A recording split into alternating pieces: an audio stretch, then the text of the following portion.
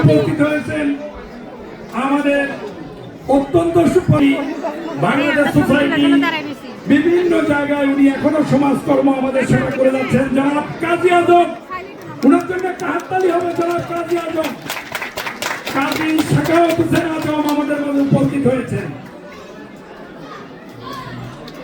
আমি শপথের কাজটা শুরু করার আগে আমি জনাব আবুল কাসেম ভূঁইয়া এবং ইঞ্জিনিয়ার জাহাঙ্গীরকে একটু করে কথা বলার জন্য অনুরোধ করতেছি।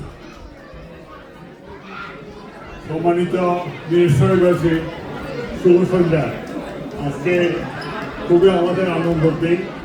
আমাদের নতুন কমিটি গঠিত হতে যাচ্ছে এবং আশা করি আমাদের নতুন কমিটি পুরাতন কমিটির থেকে দায়িত্ব হস্তান্তরের সব প্রক্রিয়া অনেকটা শেষের দিকে।